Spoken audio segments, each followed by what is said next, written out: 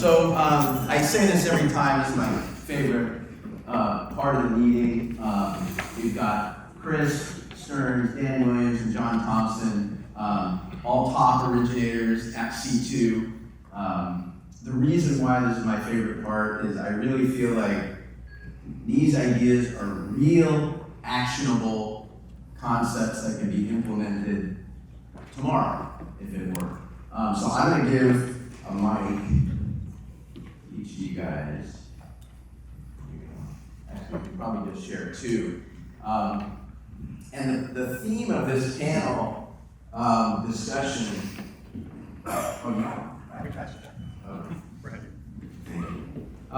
The theme of this panel, it was actually an idea given to us by another C2 originator, because at our last C2 Connect, we had a panel on getting referrals from realtors. And not everybody necessarily wants to work with realtors, or maybe realtors are just getting overwhelmed with folks, originators wanting to work with them. And so his idea and what he does is he gets referrals from non-realtor partners. And so that's what we're going to talk about today in terms of strategies on essentially how to approach non-realtor partners in terms of getting referrals, getting business, and things like that. So I'm just going to open it up. John, you're sitting closest to me, so I think I'm going to open it to John and talk about just a main strategy that you employ in order to approach non-realtor partners. Sure, well, thank you. And actually, the previous two things kind of started talking about financial planners and insurance professionals. And so that's been my focus over the last 10 or 15 years, is sort of the other financial professionals that we all run into.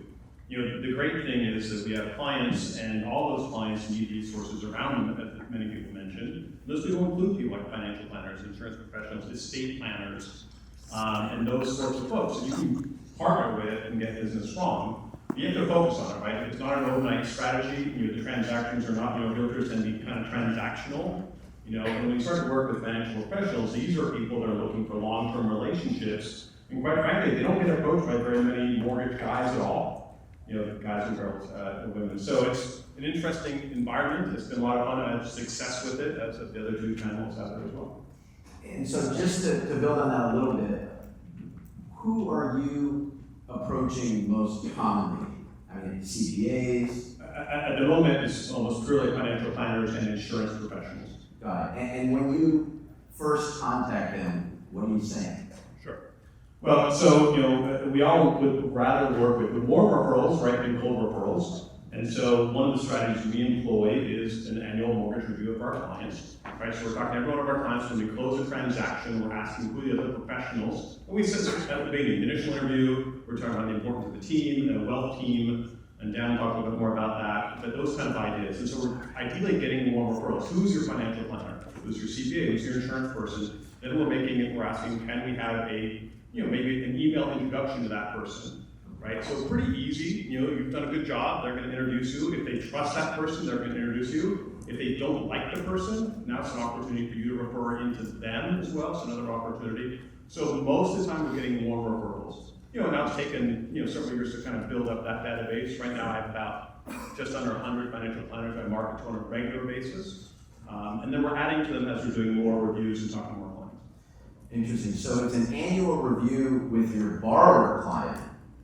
And in the midst of that review, you're getting into the topic of, do you have a CPA? Do you have a good insurance person? Do you have a good... Absolutely. I mean, as Jeff kind of mentioned, when you take a 10-3 loan out, you know everything about a client. Of all the financial professionals that are out there helping consumers, we see most everything, right?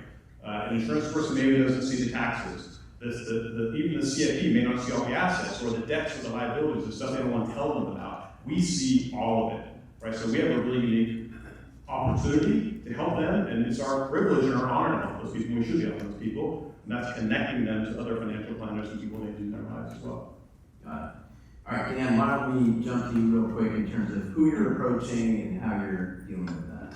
Very similar to what John's doing. In my initial consultation, we'll talk about what we call the financial fortress. And every successful person, as John and I get older, every successful client that we work with has a team that helps them. Estate planning attorney, CPA tax person, financial advisor, realtor, and insurance agent. So we'll stress the importance of that team, and then we'll ask, are you working with someone? Do you have a financial advisor? Yes. If they say yes, my first question is, do you love working with them? And I use the word love.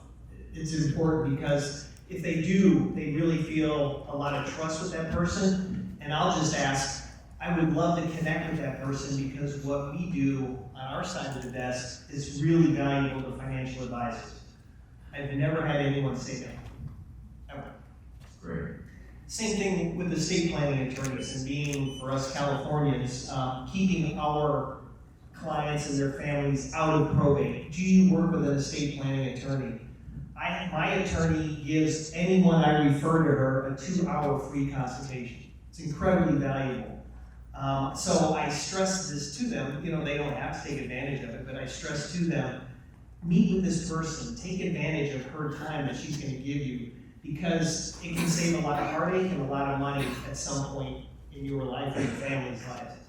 And the same thing with CPA, tax, and insurance as well. And I always stress, have a conversation with an experienced insurance agent so they're insuring you properly. I have a core belief that most people are under or improperly insured. So USAA is great, that they're fantastic. I work with a lot of folks in the military, but have a conversation because you want to make sure your clients are insuring, what they need to insure.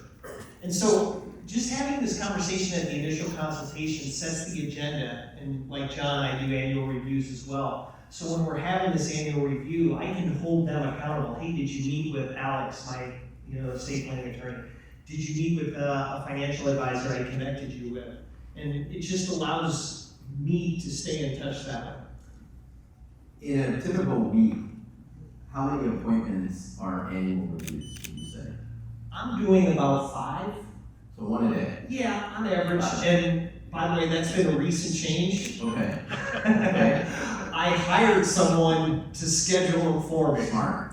As did I. Smart. And lo and behold, they're getting done. That's great, right. And no real objections from the client. No. Yeah. No, and as a matter of fact, I've gotten testimonials back Yeah. saying, hey, man, what Dan did was great. Of course, we, market that and publish that, but they love it because they want to know what is going on in the mortgage world, what is going on in the real estate world. And, we're having a lot of conversations. Hey, didn't we take great care of you last year? Yeah, right.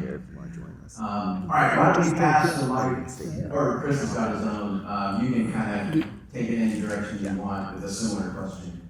So kind of how I started getting connected with other professionals that can refer me business outside of obviously agents is when I was young in the business, I didn't have any connections. I started originating for C2 10 years ago at the right young age of 22 years old. So I didn't have a book of business. I didn't have, many connections in the world. So I joined a networking group, BNI, Business Networking International, LaTip used to exist, Toastmasters, those sorts of things. Chamber of Commerce can be productive, but it's a little less, I think, than those exclusive networking groups. And then what I started doing is I started leveraging that into other referrals to professionals. So, the estate planning attorney that I had, hey, who in your office can I meet with? Who can I sit down with? Same thing with a financial advisor. And as the other panelists mentioned, it's a lot easier than marketing agents, especially right now. I mean, all of your agents, so first of all, stay in touch with them because they're getting touched by LOs every single day right now. And that can be very tiresome for them. And the financial advisors, the estate planning attorneys, the family law attorneys, not a fun one to deal with, but actually a big source of business, they're not being touched by LOs every day. And you are someone who solves a problem for them. That's the really unique thing. I know Scott mentioned that earlier with reverse. I'm getting heavily into reverse, but I'm getting certified here shortly now that I have a little bit more time. And the cool part is many of these referrals that you'll end up getting, they need you. You're solving an issue for them. Same thing with family law, divorce attorneys. It's like, well, what do we do with the house, right? And even if it's something you can't help with, you can refer out to one of your agents. So use your existing relationships. I'm restricted with the annual review few calls, I think that's great. I mean, I do the calls, but I'm not asking for connections to their business professionals in their life. I'm gonna start doing that. But use the existing connections you already know, get to those people and solve their problems for them. Be a resource, even if it's just educational. And Chris, when you say your first meeting with a financial planner or a divorce attorney, what is your typical kind of elevator pitch to them in terms of introduction? It's not so much a pitch, it's just making a human connection, right? And letting people know. As a financial advisor, I'll talk about reverse a little bit. I'll talk about something that they can add to their book of business when they're doing their annual review. Hey, how about your mortgage, right? If you have a financial advisor that's not asking you about the financing on your home, you need to find somebody else. I mean, they should be looking at the whole picture, right? I can't tell you how many referrals I got during the refi boom from financial advisors that are doing their job properly and asking people about the financing on their home. They're sitting there at 4.5% or 5%, and you can drop them into the 2s at no cost. And that's an easy sell, and it marries that client to their financial advisor all that much more. Again, you're really adding value to their business. Divorce attorneys, same thing. A lot of people get divorced own property, and it's a big problem. I'm sure you guys have dealt with it. And there's kind of this, chicken before the egg thing. Hey, we wait until divorce is final, and we start it before, so we don't have to disclose to the lender, that whole sort of thing. So my idea is make a human connection and then let them know, look, here's a few problems I can solve in your guys' business, or here's a value add that I can give to your business that will make you better with your clients. Got it, that's great. We'll come back to John. Oh, Dan, jump in. One of the things I want to add, kind of we talked about on our pre-call, is creating content. And, financial advisors, you would be amazed at how little, if anything, they know about what we do. It blows me away to this day how little they know. So to reinforce what Chris is saying, yeah, absolutely, they need us. But creating content, I think people get a little afraid of that, or it's overwhelming. It can be, what's the difference between a 30 and a 15-year fixed mortgage, and what's the impact over time? That will blow away 50% of the financial advisors. That's wild. It's unbelievable. So, I send out a monthly newsletter to my FA database. To your what? To my financial advisor. Yeah, financial advisor database. And some of them I've never met, and once a month I'll get a call and say, hey, I got this, I wanted to ask you a question about it. But it's basic stuff. It is not complex at all. And then when you get it in even more complex, like reverse, they know very, very little. I mean, we talked about the aha moment earlier and how it can change the life of retired individuals. I mean, the amount of education needs to be done for FAs on reverse, and it can be done by us as a value add. It can help keep their money invested. It can help all kinds of things with their business too, and they know very little. And there's this unnecessary stigma around reverse sometimes that needs to be debunked by professionals like us. And I would add that, don't be intimidated by financial advisors. I mean, I was when I first started approaching these people, but if you have a little bit of knowledge behind you, I guarantee you already know enough right now. If you're a productive LO, you know what you need to know. And what Dan says is absolutely true. Financial advisors, they don't know anything about the mortgage business. And think about this, they more like they own a home, right? They own a home, they have a mortgage, they probably got the mortgage through Citibank or somewhere else. So that's our only exposure and experience. They really don't know a lot about it. So there's no pitch. When you sit down and talk to another fellow professional, right? You guys are professionals, we're all professionals. You're sitting down and talking about a financial professional. Once they understand that you know something that they can use in their business, they're more open to whole conversation. So it just gets organic over time. And because they're not approached by a whole lot of people, they're gonna be more open to conversation. Literally this Monday, I talked to an advisor that I got an introduction to through a home healthcare agency, right? So he's been in business 22 years. He has one guy in Orange County he uses for mortgages. He goes, guy's okay, he's great, doesn't really do anything for me, but I send him a few referrals. We chatted for maybe 20 minutes. He goes, great, you're getting my next 5 transactions and we'll see where it goes. He goes, because I want to be collaborative with someone who understands what I do, be holistic. And he goes, over his 22-year career, he's been approached by a grand total of 3 LOs in 22 years. And he's an experienced guy with a big book of business. So, and just the last one. So, Chris mentioned education, we do a lot of education. Scott just gave you the 4 common uses of reverse mortgages. That's available in the C2 library. That's a great presentation to give to an advisor. Just take 2 or 3 key slides and just talk about it. Now, one of the things that strikes me, you guys have been in the business a while. Chris has been in for, I say, medium, call it. But I think you all have the confidence to go in and speak with the CPAs and financial advisors. You kind of referenced this earlier, saying, oh, most of you have enough knowledge. I might disagree with that a little bit on the reverse side. Yeah. And so if you don't have that knowledge, I mean, it's critical that obviously before you go in to meet that you've done your homework, you've given the pitch a few times of practice. And I don't mean pitch in a negative way, but What you're talking about. yeah, exactly. You know, the introduction, and so you know what you're talking about, obviously, right? I mean, you have the confidence to do that, but not everybody does if they haven't been in the business as long as you have, right? Okay. Yeah, fair enough. Yeah. You know, one of the questions that I always ask is, what pain points or what struggles are you having in relation to what I do? I'll ask a financial advisor.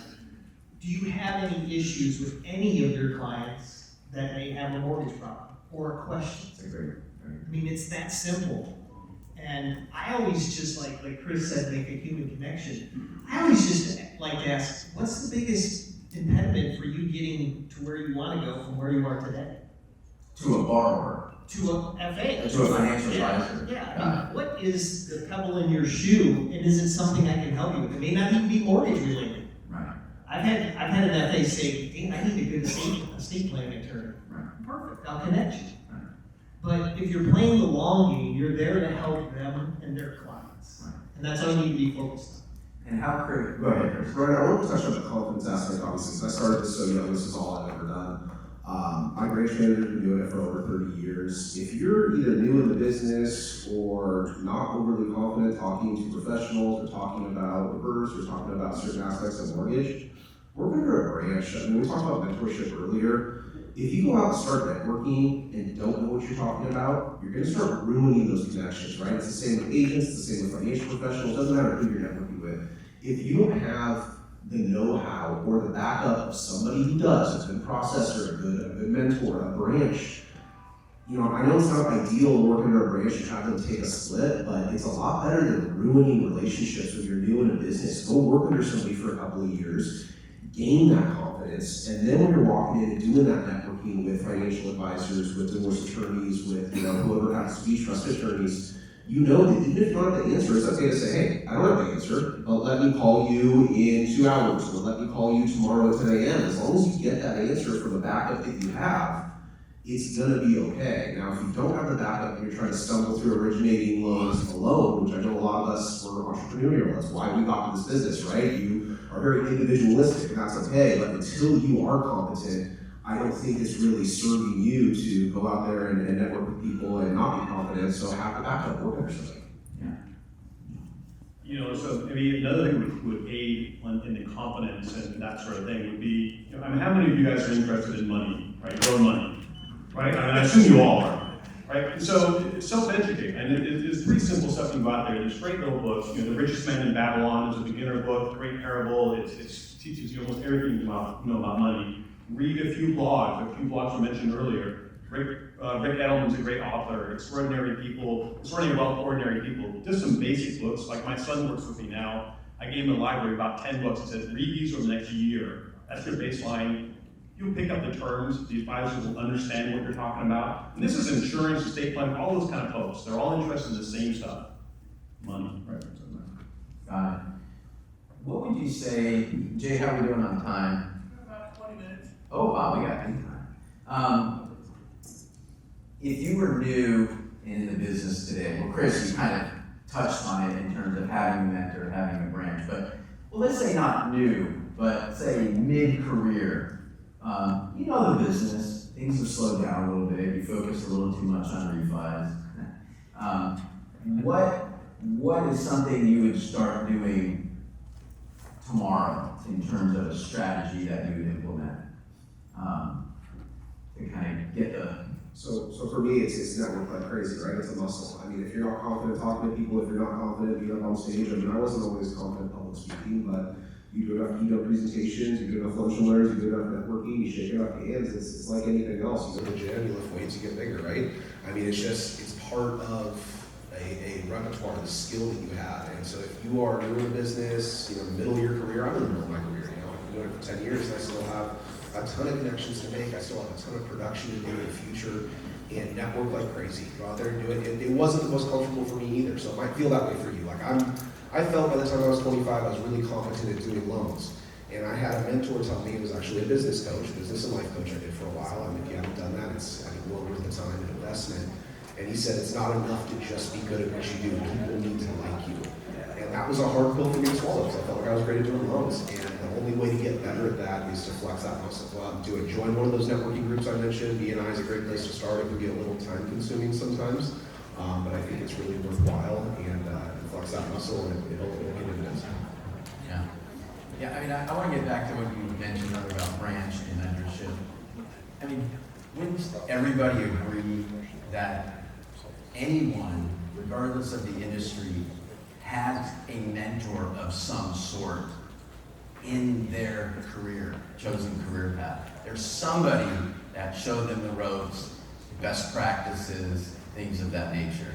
So I 100%, I mentioned it earlier, Chris mentioned it in terms of talking to a mentor. We have, as I mentioned earlier, so much experience in this room, and so much opportunity to learn and grow.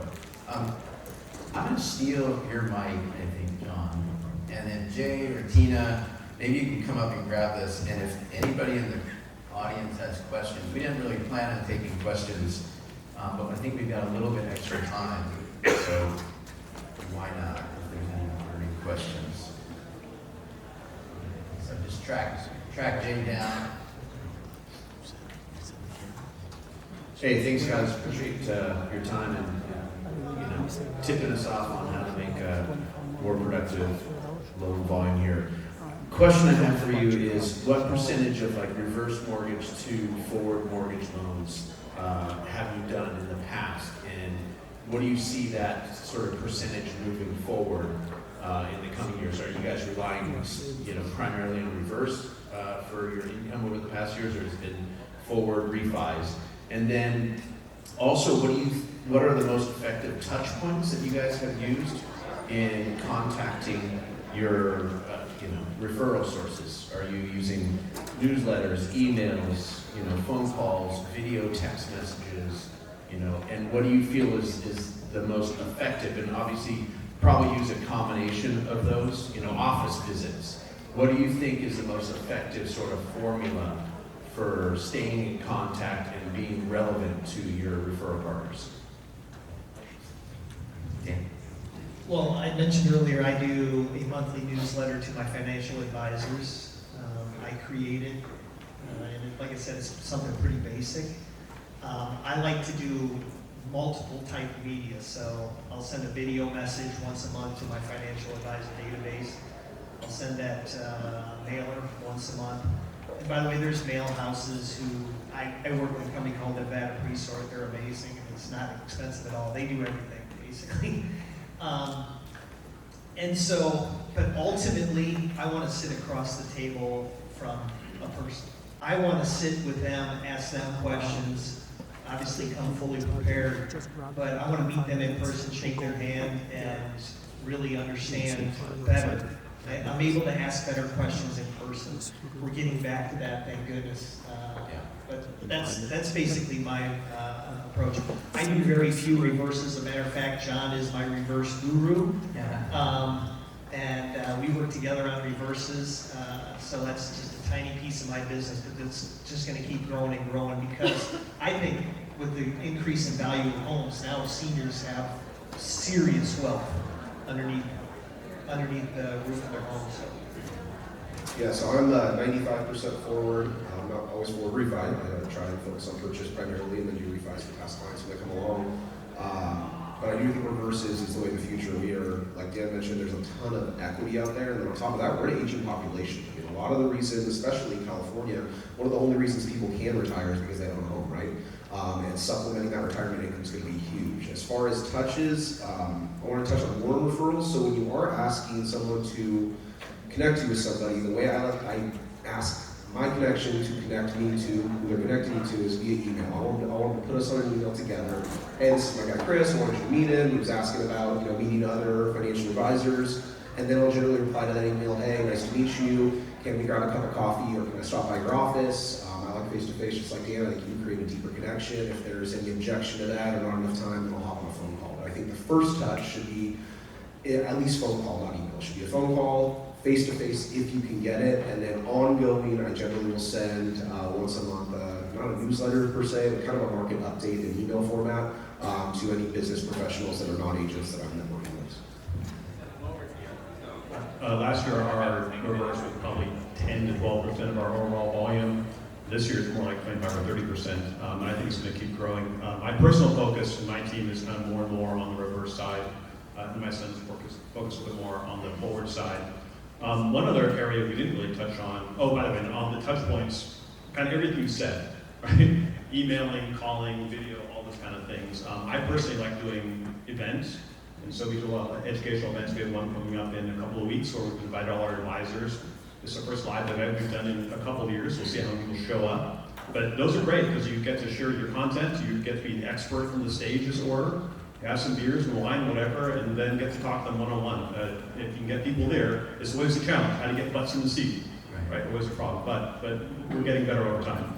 Home healthcare agencies, right? So I think this is a big growing area. If you're interested in reverse and working on reverse, all this home equity Dan's mentioning, it's going to have to be used for a lot of people. So home healthcare agencies are another focus we're just starting to work on now.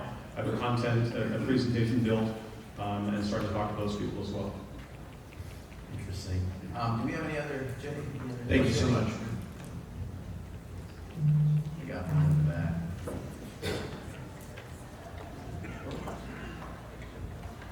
Hey guys, thanks a lot for your time.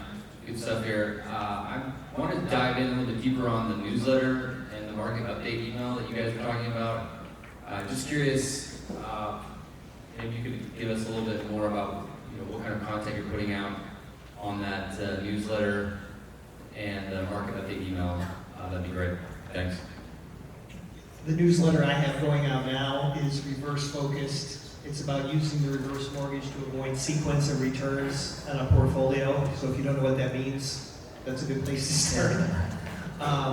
But that's going to FAs to address a study that was done, I think it was in FPA magazine in December of last year, Financial Planners Association magazine, about the impact of using home equity as a non-correlated asset. I know that's a lot there, but that's some of the content I'll produce. But then, I think 2 months ago, I did the 30 versus 15, or prepaying a mortgage and the effects there.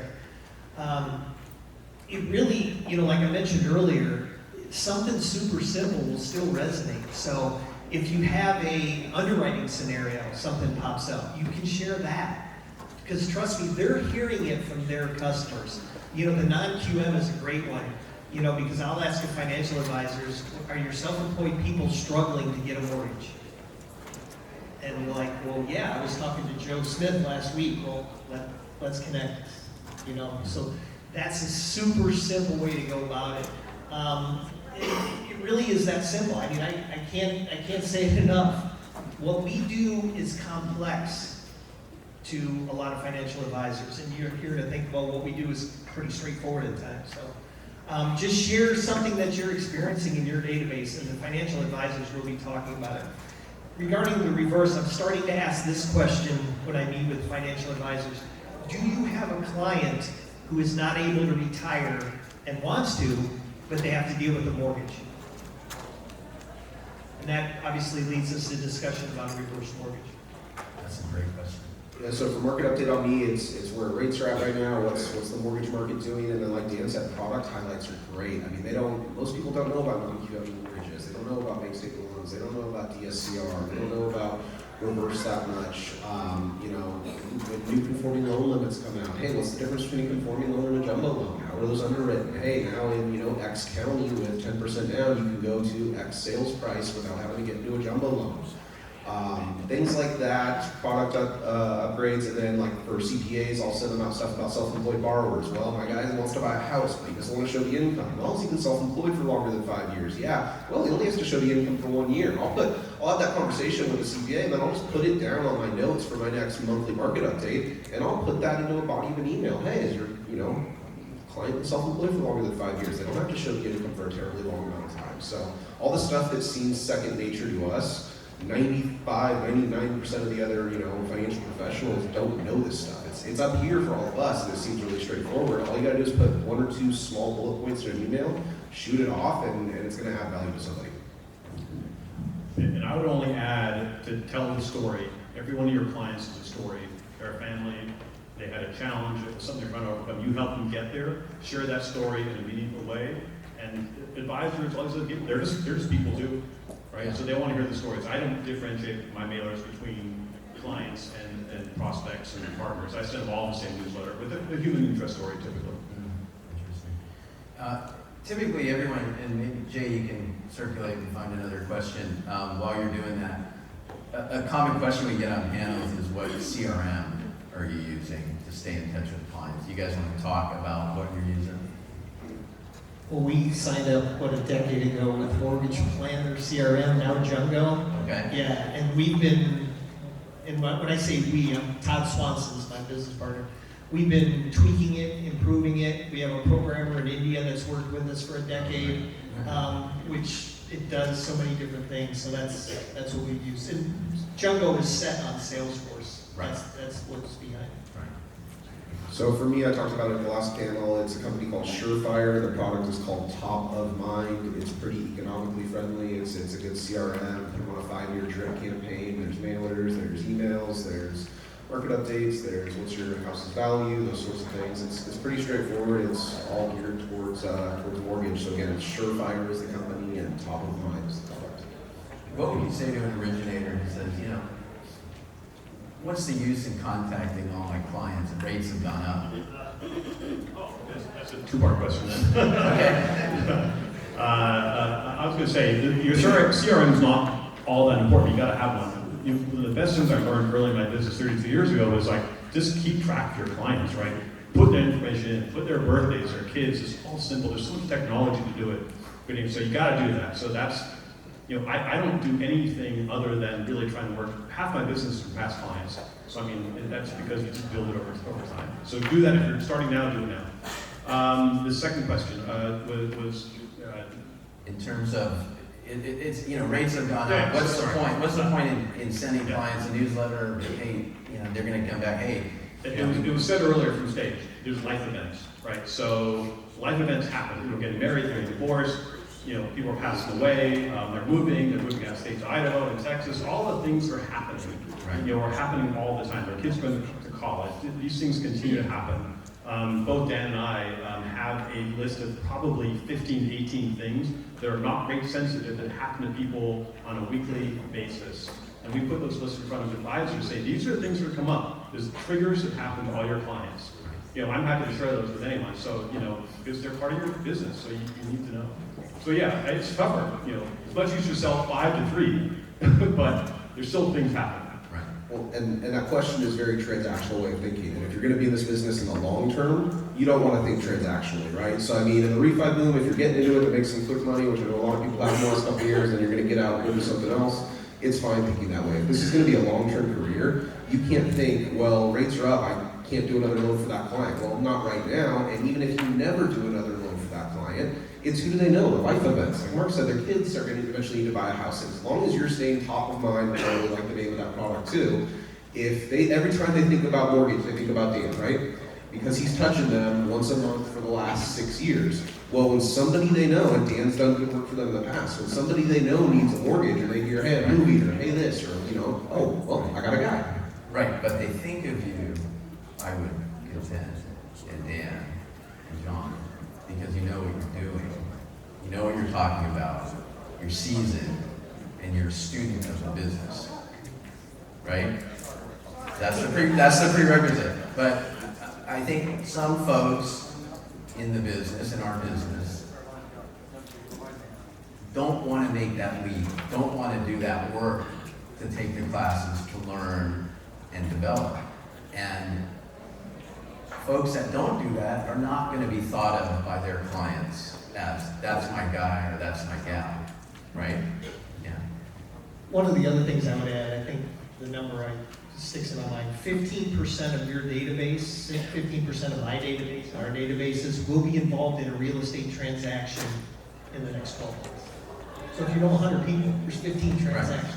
And even if they're moving out of state from California, Arizona, California, Nevada, A, you can get a referral fee on the real estate transaction, and B, if you're licensed in that other state, which we're going to be licensed, and we're licensed in about 15, 20, 25 soon, you can also do the loan. And that's why, I mean, I worked hard to get licensed in many different states because, in case y'all don't know, there's some people moving out of California. And to build on what Dan just said about that 15%, if you're talking to insurance, estate planners, financial advisors, it's the same stat with their clients too, right? If they've got a database of 300 clients, 5 or 8 of them every single month are doing something and thinking about doing something with real estate. You just got to get in front of them. Jay, you got a question? Yes, I have a question here. Any of your gentlemen are paying any kind of a marketing fee or referral fees to your advisors? There's no referral fees allowed. That's I understand it's not allowed. yeah, that's For why don't you have kind of incentive? no. Next question. Next question. You know, here's one of the things, you know, one of the last things I want to say about working with financial advisors. Financial advisors work with insurance professionals. They have someone who can consult with them as an AE almost, right, in an insurance industry, or they work with a estate planning attorney. That's how the financial advisors I work with look at me. They're not looking at me to, hey, I'm going to give you one client, I'm going to need one that. They need a subject matter expert. And that's how they look at us. And I don't know if you know that, but it may be a little different when we talk about realtors that we work with. So it's a completely different relationship. It's much more rewarding because we're actually planning. We're doing planning work. And it's fun. I mean, it's really fun to do it. So it's a very, very different relationship. And they look at us as that expert, not as a, hey, you give me one. Right, but it took you a while to get to that position. Yes. Well, it's also a mindset shift. So going on what Dan's saying, in our business, it's so easy, like I said, to start thinking transactionally. You can't think transactionally. I had a paradigm shift with my agents. I don't think transactional with my agents. It's about building relationships. It's about being a part of their team. It's about, you know, bringing value. When you're thinking transactionally, like tit for tat, you know, I refer you one, you refer me one. That's not how this works. This is a relationship. If I can find a referral that means that, that's great. But when you create the relationship and you're bringing value, it doesn't feel like that. It's more organic. Jay, was that the last question? Anyone else? I think we're good. Guys, I want to thank you. Guys.